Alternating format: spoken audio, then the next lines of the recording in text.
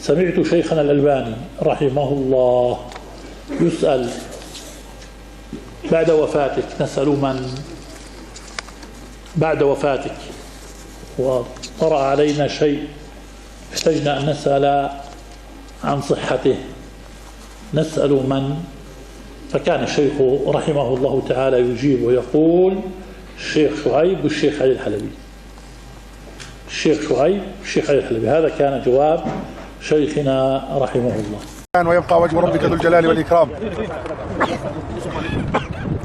ويقول النبي صلى الله عليه وسلم: أكثر ذكر هادم اللذات، فإنه ما ذكره أحد في ضيق إلا وسعه عليه، ولا ذكره أحد في سعة إلا ضيقه عليه.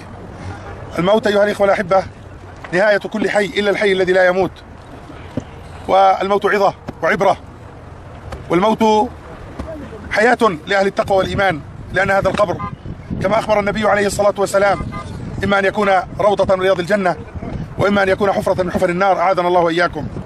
فهذه الحياة الحقيقية بالنسبة للمسلم. أما حياة الدنيا فهي متاع الغرور، فهي الدنيا الزائلة الفانية الملعونة التي لا قيمة لها، وإن الدار الآخرة لهي الحيوان. السلام علیکم ورحمۃ اللہ وبرکاتہ. من الموت وعبرته وعظته. محترم ناظرین، یہ سیر علماء کرام کا 80 نمبر ہے، اور آج کے اس ویڈیو میں ہم معلوم کریں گے شیخ علی بن حسن الحلبی رحمہ اللہ کے متعلق. علماء کی زندگی میں بیان کرنا جب شروع کیا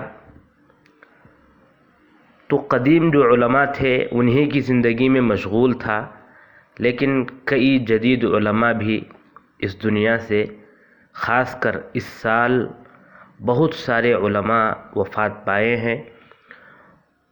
ہر ایک کی زندگی کے بارے میں بتانا، ہر ایک کی زندگی کے بارے میں معلوم کرنا، یہ میرے لیے مشکل امر ہے. اسی لیے کوشش کرتا ہوں جہاں تک ہو سکے علماء کی زندگی کو میں جمع کروں، ان کو بیان کروں، یہ میری کوشش ہے. تو یہ آج کی اس ویڈیو میں ہم شیخ علی الحلبی رحمہ اللہ کے متعلق کچھ مختصر باتیں معلوم کرتے ہیں. آپ کا مکمل نام علی بن حسن بن علی ابن عبد الحمید، یہ مکمل نام ہے. آپ کی کنیت ابو الحارث یا ابو الحسن. الحلبی یہ نسبت ہے. آپ کو اردنی بھی کہا جاتا ہے کیونکہ آپ اردن میں پیدا ہوئے. آپ کا خانوادہ فلسطین میں یافا نامی جگہ سے تعلق رکھتا ہے. 1948 میں جب یہودیوں کا قبضہ ہو چلا تو وہاں سے کوچ کر گئے. ان کے خاندان کے بعض احباب سعودی ہجرت کر گئے اور بعض لبنان کی طرف ہجرت کر گئے، بعض احباب مصر ہجرت کر گئے تو بعض اردن کی طرف ہجرت کر گئے، اور آپ کے والد، آپ کے دادا وغیرہ اردن کی طرف ہجرت کرنے والوں میں سے تھے. آپ وہیں پیدا ہوئے اردن میں، زرقا نامی مقام پر. 1960 کو آپ پیدا ہوئے. آپ کی تربیت و پرداخت بھی اردن ہی میں ہوئی. وہیں ثانویہ کی تعلیم مکمل کی. ثانویہ کی تعلیم مکمل کرنے کے بعد جامعہ عربیہ میں داخل ہو گئے. پھر علم طب پڑھنے کے لیے جامعہ بوسٹن امریکہ میں اپلائی کیا. وہاں سے قبول بھی کر لیے گئے، لیکن چونکہ اللہ کو آپ سے دین کی خدمت لینی تھی، اس لیے آپ علوم شرعیہ کی طرف پلٹنے لگے، متوجہ ہونے لگے. ہوا یوں کہ آپ جامعہ عربیہ میں جو تعلیم حاصل کر رہے تھے، وہیں ایک مرتبہ لائبریری میں بیٹھے ہوئے تھے اور آپ کی نظر علامہ البانی رحمہ اللہ کی کتاب سلسلۃ الاحادیث الضعیفہ پر پڑی. آپ چونکہ ابھی تک علم شرعی کی طرف توجہ نہیں دیے تھے، اسی لیے علامہ البانی رحمہ اللہ کے متعلق بھی کچھ بھی نہیں جانتے تھے. لیکن کتاب کا موضوع آپ کو کافی پسند آیا اور علامہ البانی رحمہ اللہ کی بعض تنبیہات بھی پسند آئیں جو آپ نے مشہور ضعیف احادیث کے متعلق لکھی تھیں. لہذا علم شرعی کی طرف متوجہ کرانے میں جن چیزوں کا ہاتھ تھا ان میں یہ واقعہ بھی ہے۔ 1970 پر 8 کو علامہ البانی رحمہ اللہ سے ملاقات بھی کیے، جو اردن آیا جایا کرتے تھے۔ اسی وقت سے کافی مدت تک علامہ البانی رحمہ اللہ کو لازم پکڑے رہے۔ اس دوران شیخ علی الحلبی رحمہ اللہ علامہ البانی رحمہ اللہ سے ان کے منہج کے سبب، ان کے طریقہ علمی کے سبب کافی متاثر ہوئے، حتیٰ کہ ان کے خاص شاگردوں میں اور قریب لوگوں میں سے ہو گئے۔ اور شیخ علی الحلبی رحمہ اللہ نے دوران سفر علامہ البانی رحمہ اللہ سے نخبۃ الفکر اور اس کی شرح نزہۃ النظر اور بعض منتخب کتابیں جو مصطلح کی کتابیں ہیں، الباعث الحثیث اور دیگر کتابیں، ان کتابوں میں جو بھی اشکالات ہوا کرتے تھے ان تمام کو علامہ البانی رحمہ اللہ کے روبرو پیش کر کے سمجھ لیا کرتے تھے۔ شیخ علی الحلبی رحمہ اللہ اور علامہ البانی رحمہ اللہ کے درمیان مراسم اور بھی گہرے ہونے لگے 80 کی دہائیوں میں، کہ خود شیخ علی الحلبی فرماتے ہیں کہ سلسلۃ الاحادیث الصحیحہ کی 4تھی جلد سے لے کر اور سلسلۃ الاحادیث الضعیفہ کی 3ری جلد سے لے کر جتنی بھی کتابیں علامہ البانی رحمہ اللہ کی چھپیں وہ میرے سامنے سے گزریں اور میرے ہاتھ سے گزریں، یعنی آپ مراجعہ کیا کرتے تھے ان کتابوں کا۔ اس دوران اردن میں یا اردن کے باہر بھی جو علمی رحلات ہوتے ان میں علامہ البانی رحمہ اللہ کے ساتھ شیخ علی الحلبی ضرور ہوا کرتے تھے۔ علمی میدان میں شیخ علی الحلبی رحمہ اللہ کے کیا کارنامے ہیں، آئیے ان پر ایک سرسری نظر ڈالتے ہیں۔ نمبر 1، شیخ علی الحلبی رحمہ اللہ اپنی زندگی کے ابتدائی ایام ہی میں بحث، تالیف، تحقیق میں مشغول ہو گئے۔ اسی کا نتیجہ آپ دیکھ سکتے ہیں کہ آپ کی کتابیں 100 سے زائد ہیں، بلکہ 177 کتابیں تو جو ہے ڈاؤن لوڈ کر کے پڑھ سکتے ہیں، اس قابل ہیں، اور پتہ نہیں کئی اور کتابیں ہوں گی جس کے بارے میں کام نہیں کیا گیا ہو۔ نمبر 2، کئی سالوں تک شیخ شعیب ارناؤوط رحمہ اللہ کے ساتھ علمی تحقیقی مؤسسہ الرسالہ میں کام کیے۔ نمبر 4، کئی مجلات میں مقالے لکھا کرتے تھے۔ المسلمون نامی جریدہ جو ہفتہ واری نکلتا تھا اس میں آپ ہر ہفتہ مقالہ لکھا کرتے تھے۔ تقریباً 2 سال تک آپ کا یہ سلسلہ جاری رہا۔ اسی طرح الاصالہ نامی مجلہ میں آپ ہمیشہ لکھا کرتے تھے۔ جامعہ سلفیہ بنارس کے مجلے میں بھی آپ کے مضامین شائع ہوتے تھے۔ اسی طرح کویت سے جو مجلہ نکلتا ہے امتی، اس میں بھی آپ کے کئی مقالات، مضامین شائع ہوتے تھے۔ نمبر 5، زمانہ جو ترقی یافتہ ہے اور اکثر لوگ سوشل میڈیا سے جڑے ہوئے ہیں، اسی لیے آپ انہی چیزوں کا خیال رکھتے ہوئے آپ کا ایک خاص ویب سائٹ بھی موجود ہے جس میں آپ مقالات لکھتے ہیں، فتاوے شائع کرتے ہیں، اور شبہات اگر ہیں تو ان کا رد کرتے ہیں، نوازل جو نئے نئے مسائل ہیں ان کے حل پیش کرتے ہیں، اور طلبہ جو ہیں، علم کو حاصل کرنے والے جو لوگ ہیں، جو طلبہ ہیں، ان کو جو ہے آپ سے جڑنے کا ایک موقع آپ اس ویب سائٹ کے ذریعے دیے ہیں۔ جیسا کہ آپ کا کل السلفیین کے نام سے ایک پلیٹ فارم موجود ہے جس میں دنیا کے کونے کونے سے 6000 طلبہ جو ہے جڑے ہوئے تھے۔ نمبر 6، آپ دنیا کے مختلف جگہوں پر جو رحلات علمی اور دعوتی انداز میں ہوا کرتے ہیں، یعنی سعودی، مصر، کویت، امارات، انڈونیشیا، امریکہ، ہولندا، تو یہاں جہاں بھی جو ہے یہ رحلات علمی اور دعوتی ہوا کرتے ہیں وہاں آپ ضرور شریک ہوا کرتے تھے۔ نمبر 7، اپنے چند احباب کے ساتھ مل کر عمان میں آپ نے مرکز الامام البانی رحمہ اللہ کے نام سے ایک مرکز قائم کیا جس میں علمی دورے منعقد ہوتے رہتے ہیں۔ نمبر 8، دروس اور محاضرات بھی آپ کے چلتے تھے کئی جامعات میں، مثلا جامعہ اردنیہ، جامعہ یرموک، جامعہ زیتونہ، ان تمام جامعات میں آپ کے محاضرات ہوتے تھے اور مساجد میں آپ کے دروس بھی ہوا کرتے تھے جن میں سلف کی کتابوں کو سمجھایا کرتے تھے۔ نمبر 9، منہج سلف کے داعی تھے اور اس کی ترویج میں ہمیشہ کوشاں رہتے تھے اور خارجین پر رد کرتے تھے۔ اہل بدع اور منحرف لوگوں سے مناظرے بھی کیا کرتے تھے اور ان پر رد بھی برابر کیا کرتے تھے۔ نمبر 10، چونکہ آپ اپنے وقت کو زیادہ تر طلبہ علم کے لیے وقف کیے تھے، اسی لیے آپ کے اردن میں اور اردن کے باہر بھی کئی شاگرد ہیں۔ آپ کا گھر اور آپ کی لائبریری ان طالب علموں کے لیے ہمیشہ کھلا رہتے تھے، یعنی آپ کسی کو بھی جب چاہیں استفادہ کرنے کے لیے یا جو ہے ان سے فائدہ اٹھانے کے لیے، ان کی کتابوں سے فائدہ اٹھانے کے لیے ہمیشہ آپ تیار رکھتے تھے اپنے آپ کو، اپنی لائبریری کو، بلکہ اپنے فون کو بھی آپ ہمیشہ سب کے لیے کھلا رکھتے تھے۔ یعنی اکثر طلب علم جو ہے آپ سے فون کے ذریعے سے مسائل پوچھا کرتے اور آپ انہیں جواب دے دیا کرتے تھے۔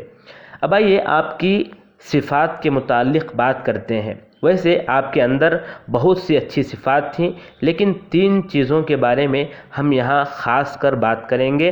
نمبر 1، تواضع۔ طلباء سے ہمیشہ آپ قریب رہتے تھے، کبھی اپنی تعریف کی بات یا اپنے متعلق بات نہیں کرتے۔ علمی باتیں، دعوتی باتیں یا جو ہے کوئی بھی اہم باتیں، اپنے بارے میں کچھ باتیں کرنا، اپنے بارے میں بتانا، اس سے آپ ہمیشہ گریز کیا کرتے تھے۔ نمبر 2، وسعت قلبی۔ آپ کا گھر، جیسا کہ ہم نے کہا، آپ کا گھر، آپ کی لائبریری ہمیشہ جو ہے طلبہ کے لیے کھلا رہتا تھا اور فون بھی جو ہے ہمیشہ آپ آن میں رکھتے تھے، ہمیشہ قریب رکھتے تھے تاکہ طلبہ جو ہیں وہ آپ سے رابطے میں رہیں اور جب چاہیں، جو مسائل چاہیں اپنے استاد کے سامنے رکھ کر آرام سے حل کر لیں، یہ آپ کوشش کیا کرتے تھے۔ اپنے لائبریری سے فائدہ اٹھانے والوں کو، اپنے آپ سے فائدہ اٹھانے والوں کو یا ان کے فون کے ذریعے فائدہ اٹھانے والوں سے آپ کبھی بھی بیزار نہیں ہوتے تھے اور نہ ہی غصے کا اظہار کرتے تھے۔ ایک اور بات یہ ہے کہ آپ مخالفین کے ساتھ بھی اچھا برتاؤ کرتے تھے، ان کے ساتھ بھی اچھا سلوک کرتے تھے، رحم سے کام لیتے تھے۔ یعنی ایسا نہیں کہ کسی کو جو ہے مبتدع یا غلط ٹھہرا دیں، جلد بازی سے جو ہے کسی کو غلط کہہ دیں، ایسا نہیں، بلکہ کوئی اگر غلط ہے تو اس کو غلط ضرور کہتے تھے، اگر کوئی جو ہے غلط کام کرتا ہے تو اس کو بھی غلط ضرور کہتے تھے، لیکن جلد بازی ہرگز نہیں کرتے تھے۔ حالانکہ آپ بدعت سے اور جو غلط باتیں ہیں ان تمام چیزوں سے نفرت ضرور کرتے تھے، لیکن ایک آدمی پر کوئی بھی چیز، ایک حکم لگانے سے احتیاط برتا کرتے تھے۔ اسی طرح آپ کے جو قریب والے ہیں، آپ کے جو قریب رہنے والے ہیں، آپ کے ساتھ اٹھنے بیٹھنے والے ہیں، وہ خود جانتے ہیں اور وہی بہتر جانتے ہیں کہ آپ کے بہترین اخلاق کیسے تھے اور کتنے حشاش بشاش تھے، یہ آپ کے ملنے والے ہی اچھی طرح جانتے ہیں۔ آپ کے اندر ایک خوبی یہ بھی تھی کہ آپ جس کو حق گردانتے اس کو بلا جھجک بیان کر دیتے۔ حق کو بیان کرنے میں آپ کو کوئی چیز مانے نہیں تھی۔ اس کا مطلب یہ بھی نہیں کہ آپ سے غلطیاں سرزد نہیں ہوئیں، بلکہ کوئی بھی دنیا میں جو ہے معصوم نہیں ہے، کوئی بھی جو ہے ایسا نہیں ہے کہ وہ آدمی اپنے آپ کو یہ کہے کہ میں کوئی بھی غلطی نہیں کیا ہوں، یہ کوئی نہیں کہہ سکتا۔ تو آپ سے بھی کچھ غلطیاں سرزد ہوئیں، کچھ مسائل میں، کچھ باتوں میں آپ کی طرف سے بھی کچھ باتیں آئیں جن کا رد جو ہے اہل علم نے بھرپور انداز میں کیا۔ جن مسائل میں ان کے اندر کمی تھی، اہل علم نے باقاعدہ اس پر رد کیا اور ان مسائل میں جو ہے ان پر بھرپور تنقید کی۔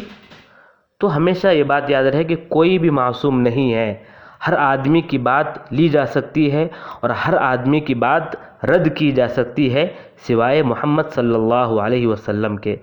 تو اسی طرح شیخ علی الحلبی رحمہ اللہ سے بعض مسائل میں چند تسامحات بھی ہوئی ہیں جن کو لے کر اہل علم نے ان پر بھرپور انداز میں رد کیا، وہ اپنی جگہ صحیح ہیں۔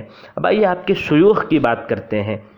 آپ کے شیوخ میں خاص کر سب سے جو مشہور ہیں وہ علامہ البانی رحمہ اللہ ہیں۔ نمبر 2 عبد الودود الزراری، یہ ان سے جو ہے تجوید حاصل کیے تھے۔ اسی طرح آپ شیخ محمود ادریس اور ابو عباد نعمان، یہ 2 آپ کے اساتذہ میں سے ہیں جن سے آپ نے فقہ حاصل کیا تھا۔ اسی طرح شیخ عبد الرؤوف العینوشی، علامہ حماد الانصاری اور ابن باز رحمہ اللہ اور ابن عثیمین رحمہ اللہ بھی آپ کے ایک طرح سے جو ہے اساتذہ میں شامل ہیں، کیونکہ آپ بعض اوقات میں جب وہاں آتے تھے تو ان کے دروس میں جو ہے شامل ہو جایا کرتے تھے، ان کے دروس سے مستفید ہوتے تھے، تو اس لحاظ سے وہ بھی آپ کے اساتذہ میں شامل ہیں۔ اب آئیے آپ کے متعلق علماء نے جو بھی کچھ کہا ہے اس کو جو ہے معلوم کرتے ہیں۔ علامہ البانی رحمہ اللہ، ان کے پوتے بتاتے ہیں کہ علامہ البانی رحمہ اللہ کو ہم نے یہ کہتے ہوئے سنا کہ علم حدیث میں 2 آدمی بہترین ہیں، 2 آدمی اچھے ہیں۔ نمبر 1 علی الحلبی، ابو اسحاق الحوینی۔ اسی طرح جو ہے ایک مرتبہ ان سے پوچھا گیا، خاص کر شیخ مشہور حسن حفظہ اللہ کا ایک ویڈیو بھی ہے، اس میں وہ بتاتے ہیں کہ علامہ البانی رحمہ اللہ سے پوچھا گیا کہ ہم آپ کے بعد کس سے پوچھیں، مسائل اگر ہم دریافت کرنا چاہیں یا کوئی بھی ایک چیز جو ہے معلوم کرنا چاہیں تو کس سے پوچھیں، تو انہوں نے کہا شعیب الارناؤوط سے اور علی الحلبی سے۔ تو دیکھیے علامہ البانی رحمہ اللہ نے آپ کے بارے میں یہ بات کہا کہ میرے بعد آپ جو ہے ان سے پوچھا کریں۔ ابن باز رحمہ اللہ نے بھی آپ کے متعلق چند باتیں بتائی ہیں، یعنی آپ ایک کتاب لکھے تھے، شیخ علی الحلبی رحمہ اللہ ایک کتاب لکھے تھے، انہا سلفیۃ العقیدہ والمنہج، اور اس کی کتاب کی تقریر لکھنے کے لیے علامہ ابن باز رحمہ اللہ سے جب انہوں نے کہا تو انہوں نے لکھا کہ یہ بہترین کتاب ہے، یعنی اس کتاب میں انہوں نے رد کیا تھا دکتور عبدالعزیز العسکر کی کتاب پر جو علامہ البانی رحمہ اللہ کے متعلق لکھے تھے، تو ان پر انہوں نے رد کرتے ہوئے اس کتاب کو لکھا تھا، تو اس کی تعریف کی کہ آپ نے بہت ہی اچھے اسلوب میں بہترین انداز میں رد کیا ہے، نرم انداز بھی اختیار کیے ہیں۔ ابن عثیمین رحمہ اللہ کے متعلق بھی ایک بات آتی ہے کہ بعض تلامذہ ذکر کرتے ہیں، بعض طلبہ ذکر کرتے ہیں کہ ایک مرتبہ مجلس میں شیخ ابن عثیمین رحمہ اللہ بیٹھے ہوئے تھے اور ربیع بن ہادی المدخلی رحمہ اللہ بیٹھے ہوئے تھے، اور ساتھ میں جو ہے علی الحلبی رحمہ اللہ بھی بیٹھے ہوئے تھے۔ تو سوالات طلبہ جو کر رہے تھے ابن عثیمین رحمہ اللہ سے، بعض سوالات کے جوابات تو دیے اور بعض میں کہا کہ ان سے پوچھے وہ بھی جو ہے سمندر ہیں، ان سے پوچھے وہ بھی سمندر ہے، اور اشارہ جو ہے علی الحلبی رحمہ اللہ کی طرف تھا۔ بعد میں تلامذہ طلبہ نے پوچھا کہ آپ کو ابن عثیمین رحمہ اللہ نے جو ہے سمندر کہا، تو انہوں نے جو ہے اپنے تواضع کا خیال رکھتے ہوا کہا کہ نہیں، انہوں نے جو ہے ایسے ہی کہا مجھے، نہ میں سمندر ہوں نہ ندی ہوں، بلکہ میں کچھ بھی نہیں ہوں، اس طرح جو ہے انہوں نے کہا۔ اسی طرح جو ہے بکر ابو زید رحمہ اللہ ایک مرتبہ آپ کو ایک کتاب تحفے میں دیے تھے، ان کی جو کتاب تھی بکر ابو زید رحمہ اللہ کی کہ براءۃ اہل السنہ من الوقیعہ فی علماء الامہ، اس کتاب کو ہدیہ جو ہے دیتے ہوئے انہوں نے لکھا تھا کہ میرے بھائی علی الحلبی کی طرف یہ جو ہے ہدیہ ہے میری طرف سے۔ اور اسی طرح بکر ابو زید رحمہ اللہ نے جب ان علماء کا تذکرہ کیا جنہوں نے اہل ہوا پر رد کیا ہے، تو ان میں علی الحلبی کا بھی ذکر کیا اور کہا کہ علماء عصر میں علی الحلبی بھی ہیں جنہوں نے رد کیا ہے اپنی کتاب الرد العلمی علی حبیب الرحمن الاعظمی۔ عبد المحسن العباد ایک موقع پر یوں فرماتے ہیں رحمہ اللہ کہ میں وصیت کرتا ہوں کہ طلبہ اپنے اپنے گاؤں میں جو علم حدیث میں شغف رکھنے والے ہیں اور علم حدیث میں کام کرنے والے ہیں، اہل علم میں سے جو بھی ہیں، ان سے استفادہ کرتے رہیں۔ مثلا البانی رحمہ اللہ کے جو تلامذہ ہیں جنہوں نے اردن میں مرکز الامام البانی قائم کیا ہے، ان سے ضرور استفادہ کریں۔ تو ایک اشارہ ہے علی الحلبی رحمہ اللہ کی طرف۔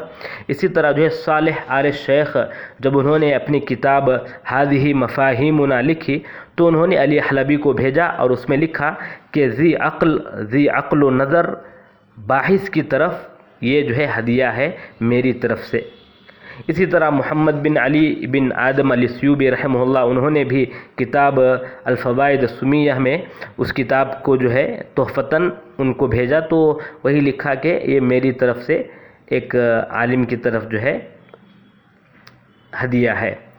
تو بتانے کا مقصد یہ ہے کہ تمام علماء رحمہ اللہ کی جو ہے ایک اچھی سوچ رہی ہے علی الحربی رحمہ اللہ کے بارے میں، اور آپ کے عقیدے کے تعلق سے آپ پر طعن بھی جو ہے کیے گئے، لیکن خود انہی کی زبانی سن لیں کہ ان پر جو لوگ تنقید کیے ہیں ان کے متعلق آپ جو ہے بتاتے ہیں۔